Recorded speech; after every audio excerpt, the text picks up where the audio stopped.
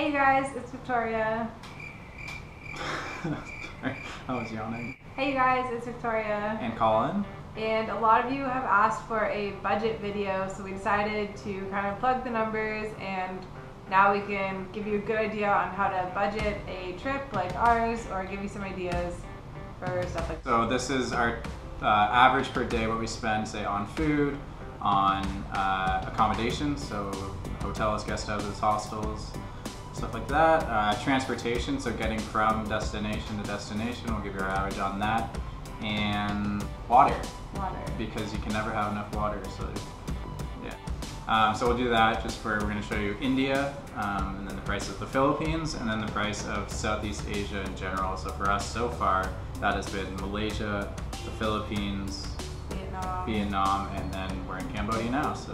Okay, so first thing we're going to do is start with India. And India has been the cheapest place that we've traveled so far, by far the cheapest. So just keep that in mind if you're thinking about places to backpack, and it's super vegan friendly. So I don't know, we both love it. So all of the prices and costs that we're going to give you guys is per person, and it's also in Canadian dollars. So for India, we spent an average per day on food $5.55. Usually came out to about under $1 for breakfast, around $2 for lunch, and around $2 for dinner.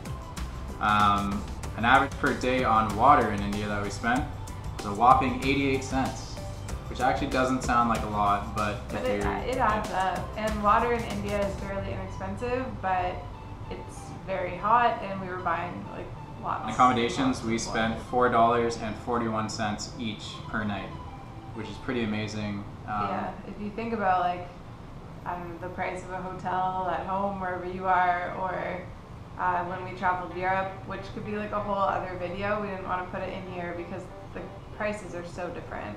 So yeah, $4.41 each per night. The cheapest place that we stayed in India actually was in Pushkar. I mean, there was 250 rupees per night total, so that was like came out to like $2.17 each or something like that.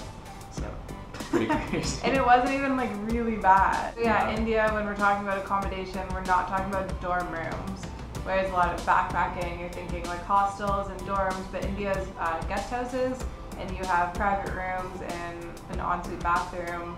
Sometimes maybe even hot water. No. Definitely not. Maybe once. Maybe a toilet. Yeah. Average on transportation, so that would be, say we took a train from Delhi to Rishikesh or something, or then Rishikesh to Jaisalmer. We didn't do that, but anyways, going from destination to destination. Yes. It averaged out to be $15.40. But to put it into perspective, no, on average ticket, say. Say we took 8 trains, it averaged out to be 15. In India, we mostly traveled by train. It's a really good way to get around. The Indian train system is actually like really, really good. Everything's connected, and everyone seems to be going somewhere, like always. Always busy. Like you have no idea until you get there, and you're like, holy crap, there's so many people like living at the train station. But yeah, so you can go a fair amount of distance. You could probably travel, what, 6 hours in like second sitting for $3 to $4 or something. Max. In India, I think we did 7 or 8 overnight trains.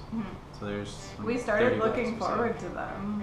Yeah. I got like my best night's sleep on the train. It's actually not too bad. From India, we went to Malaysia just for a stopover in Kuala Lumpur, and then we went on to the Philippines. So the Philippines for us was a little bit more expensive, more than I had expected. Food. The food was, yeah. We found a restaurant, and it was really cheap. I think it was like $1. And They did a coconut stew thing, curry, and it was like, okay, it's perfect. Yeah, we got rice, big thing of rice, curry, fruit, and a drink for like 1/10 the price of like a tourist restaurant. we found it, we were like, yes, so we went there like Every 5 or 6 day. times. For lunch and dinner. So average on food, what we spent was $7.80 per day each. Average per day on water was 30 cents, so less than we did in India. Average on accommodations, we spent $6.50 per night each.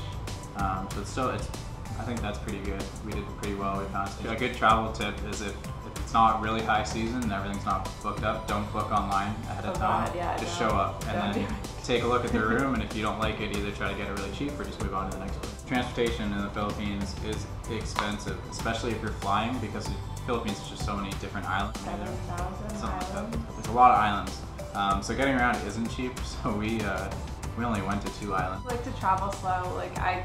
Yeah, sure, we could have gone to 10 destinations in 3 weeks, but you're spending a couple days at each, and I'm not that kind of traveler, so we spent just over 2 weeks on one small island of Palawan. Our average ticket to go from point A to point B in the Philippines cost $22, 35 cents.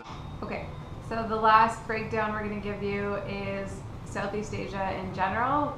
When we're done kind of this loop of the trip, we can come back and do another budget video and really show you Southeast Asia and break down into all the countries, but so far we haven't finished. We haven't been to Thailand, we're still in Cambodia, we're going to Indonesia, so stuff will change, but here's where we're at so far.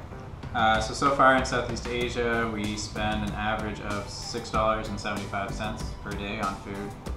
So it's cheaper than the Philippines. Average day on water, 43 cents. Accommodation, we spent an average so far of $7.88 per night each in Southeast Asia. Different places where we were being vegan was either cheaper or more expensive. But now sometimes we have to go to more specialty restaurants to get vegan food because the cuisine isn't vegan friendly, and that has been more expensive because we just can't go out and eat the street food. So yeah, kind of like an intro into our budget for the trip. Colin keeps track of absolutely everything on an app. And that's one thing I do recommend if you are going on a trip soon. Keep track of everything. Every dollar I spend, I write down what I spent it on. So, but I know it's kind of compulsive, but it's good to know how much you're spending. Then you can say, oh, today I'm spending a little more than I'm used to spending. Maybe I should cut back on this.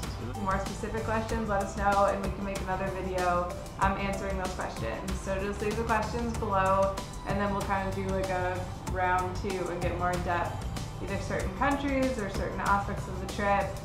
Just let us know, and we'll be happy to answer them for you soon.